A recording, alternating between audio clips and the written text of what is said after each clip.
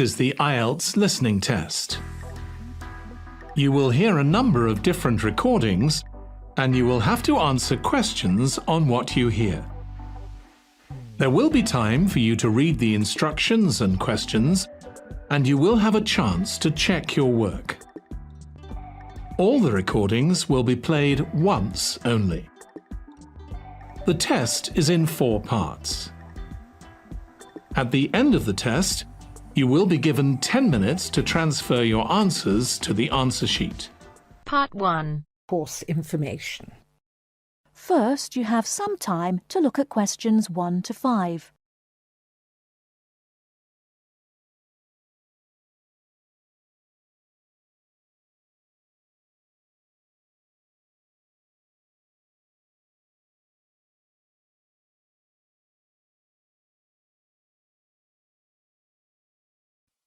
Hello, I wonder if you could help me. I am interested in enrolling in your MBA programme. Could you give me some information, please? Yes, of course. I'll take a few details first of all, and I'll give you a copy of our prospectus. Oh, that's okay. I already have one here. I've been researching the MBA courses in the local area, so I already have lots of course information. That's great. OK, so first of all, can you tell me your name, please? Yes, of course. It's Anne Horbury. Horbury, is that Hawberry? Yes, that's right. OK, and what's your date of birth, Miss Horbury? The 22nd of May, 1981. That's great. And you were born in the UK? Yes, I was. All right, can you give me some contact details, please? Sure. My address is 26 Simon Place in Brighton, and my telephone number is 01903 714 721. Sorry, can you tell me your contact number once again? Yes, it's 01903 714 721. OK, great. And do you have a mobile phone number? No, I don't. Is it important? No, that's OK. I'll just write it on your form, no mobile phone. Now, just a few additional questions. Before you hear the rest of the conversation, you have some time to look at questions 6 to 10.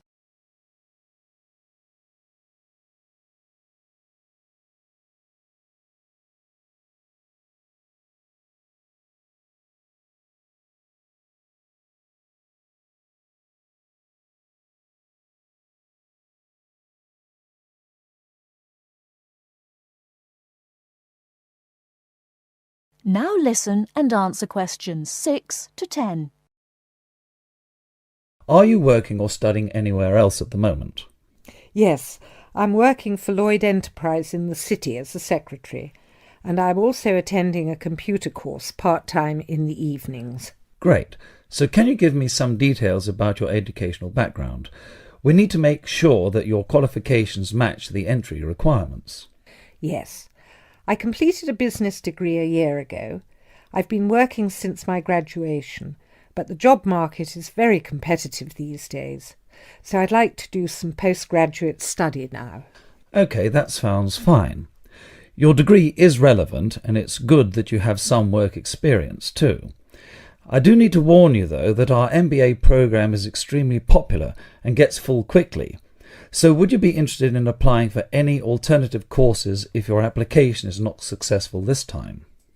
Well, my first choice would, of course, be the MBA, but yes, I've had a good look through your prospectus, and I would also be interested in the International Marketing course. That's great. It's always a good idea to keep your options open just in case. Finally, can you tell me where you learned about our courses here?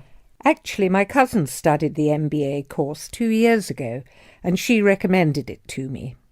OK, well, thank you for coming in today. I will pass your details on to our admissions department. They should contact you this week with a formal application form, and they usually invite MBA candidates to come in for an interview. OK, well, thanks for your time. No problem. Good luck with your application.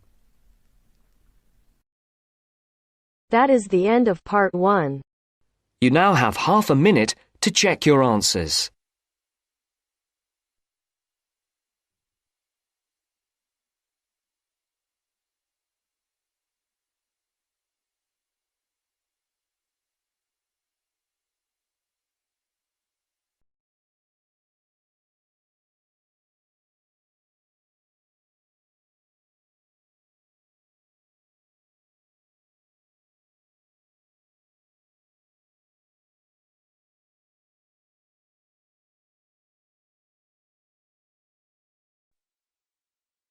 Now turns to Part 2. Part 2. You are going to hear a lecture given by a counselor. First, you have some time to look at questions 11 to 15.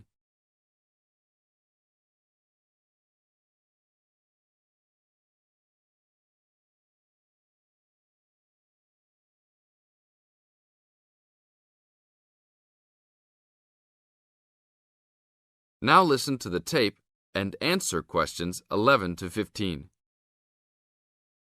Hi, I am your counsellor for this year.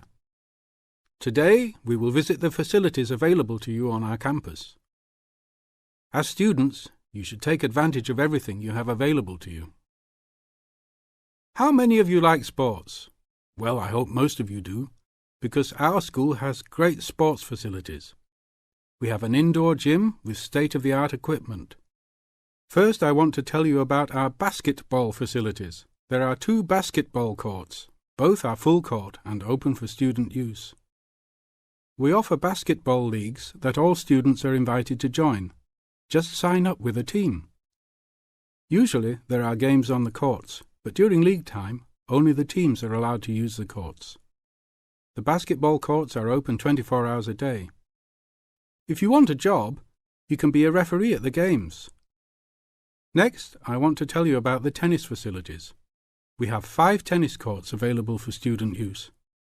The tennis courts are open every day, 8 a.m. until 10 in the evening. You should call ahead to reserve a court because they are very popular and can often be booked weeks in advance. There are rackets and balls available for rent at the front desk of the courts. There is an Olympic-sized swimming pool that is open for students and the general public. There are also showers and locker rooms available. The swimming pool is open every day, 9 a.m. until 7 in the evening. There are openings for the position of lifeguards, so if you are looking for a job in the sun, this might be good for you. Now look at questions 16 to 20.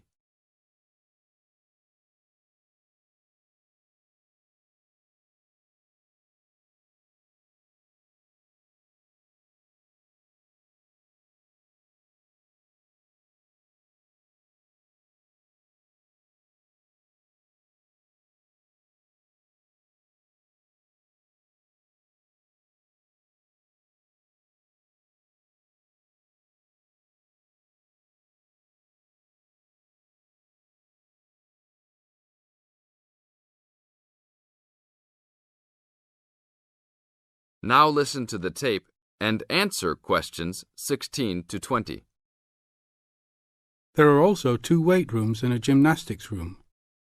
The weight rooms have all the standard equipment available.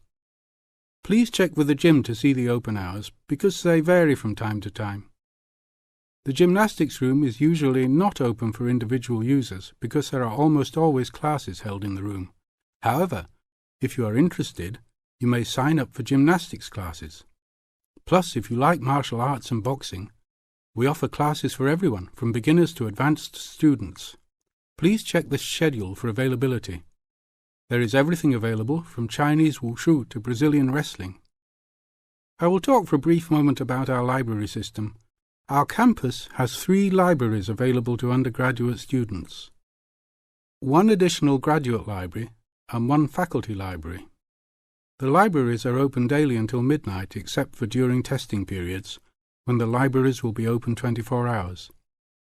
Please look on a map to see where the libraries are located. All students with a valid ID can check out books, with a maximum of 10 books at a time. Books can be checked out for a 2-week period and then renewed for 1 month maximum. After that, there is a $1 fine per week that the book is overdue. I will repeat that. There is a hefty $1 fine per week.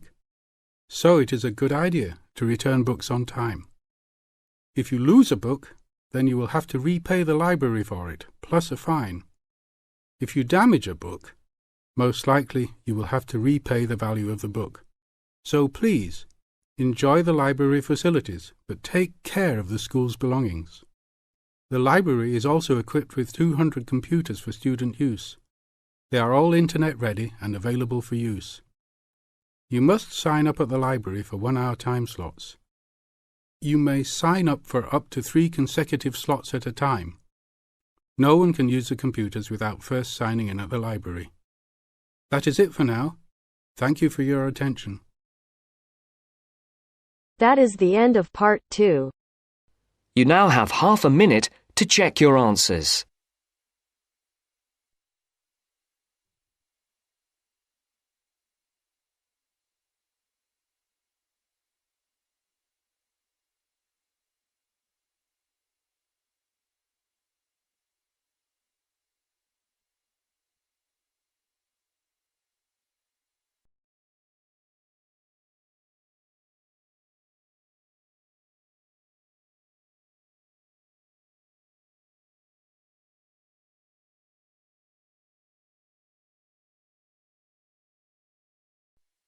Now turns to part 3.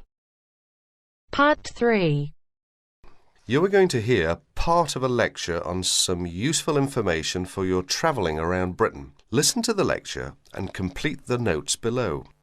First, you have some time to look at questions 21 to 25.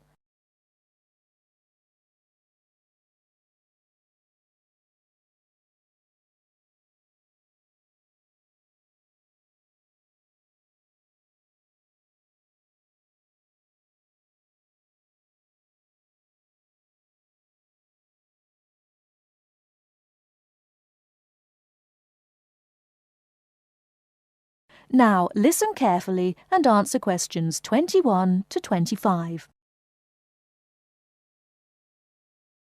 Good afternoon and welcome to the session on Britain.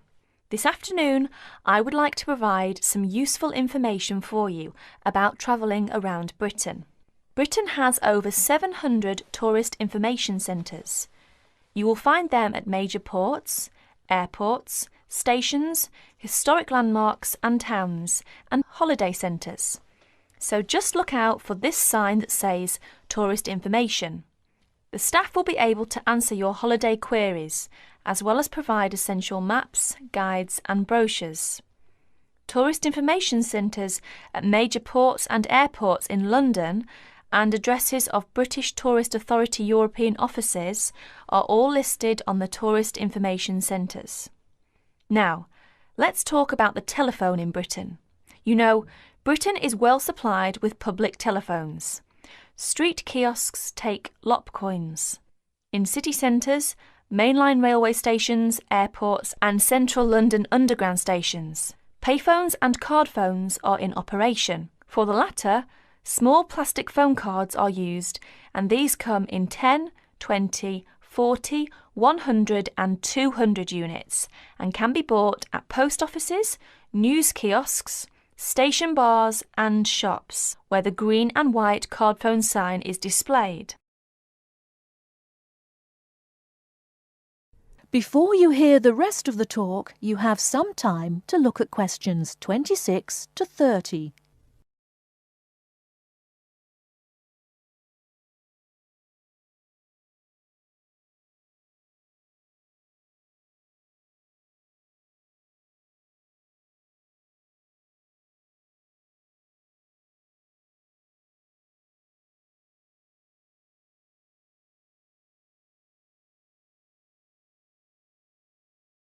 Now listen and answer questions 26 to 30.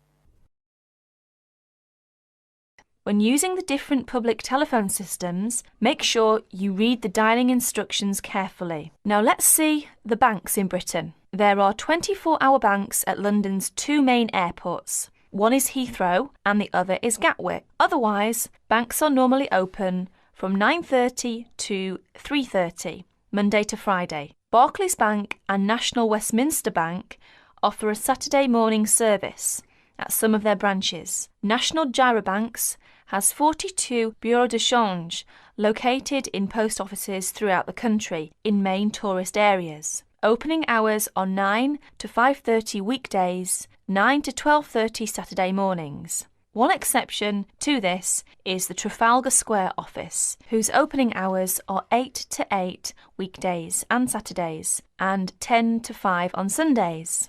The Bureau de Change services are available to overseas visitors. Visitors can change their money there. You can also change money at bureau de change, large hotels, department stores and travel agents.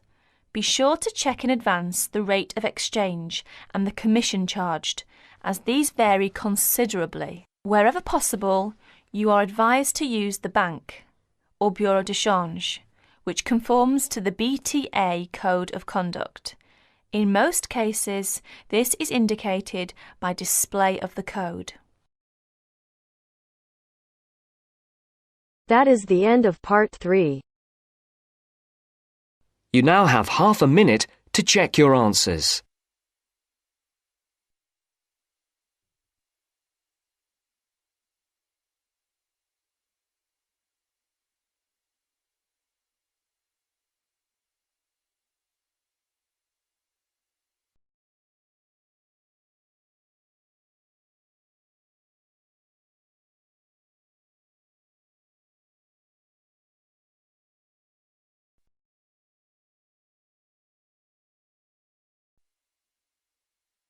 Now turns to part 4.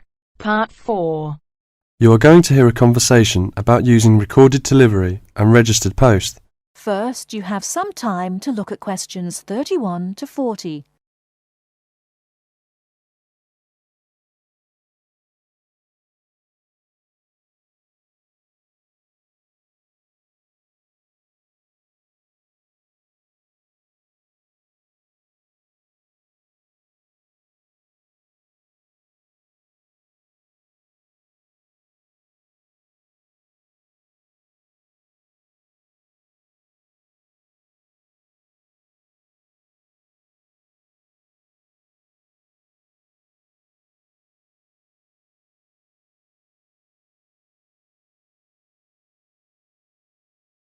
Now listen carefully and answer questions 31 to 40.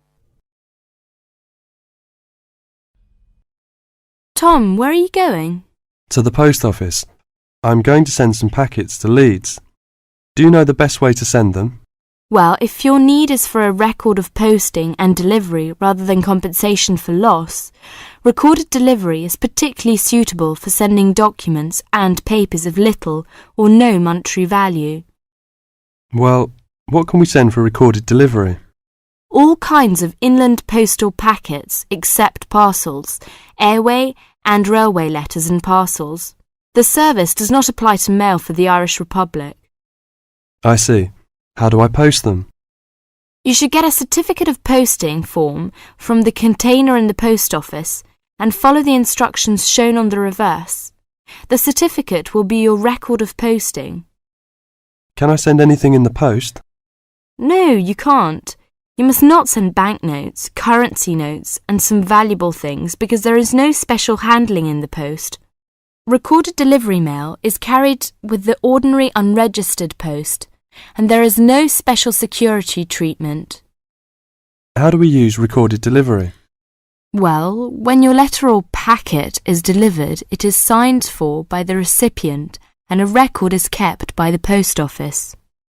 The post office does not undertake to deliver recorded delivery or any other mail to the addressee in person, but to the address shown. You can obtain confirmation of delivery by completing an advice of delivery form either at the time of posting or later.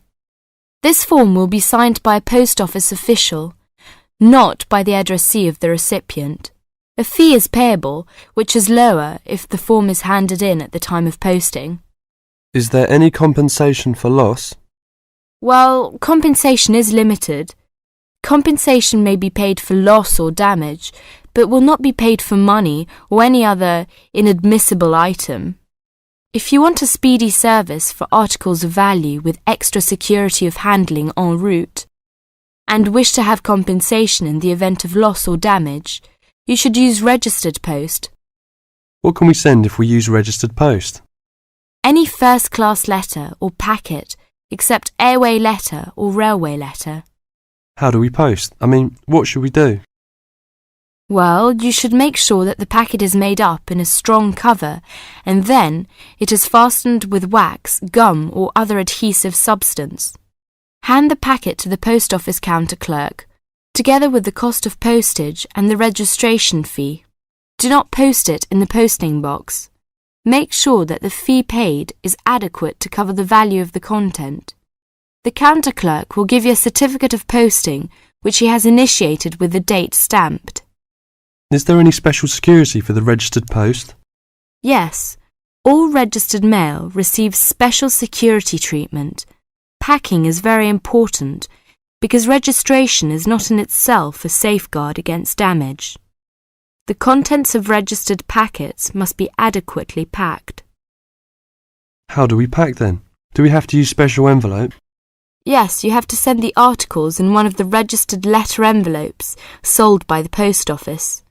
These envelopes are already stamped for first-class postage and have the minimum registration fee. What about the compensation?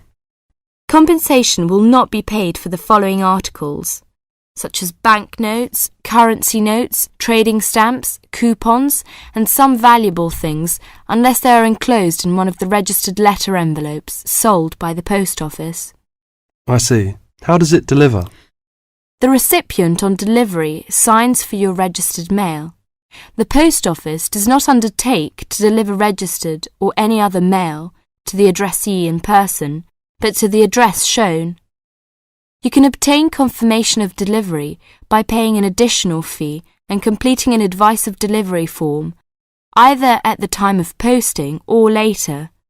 If you require the recipient's signature on the advice of delivery, the form must be handed in at the time of posting.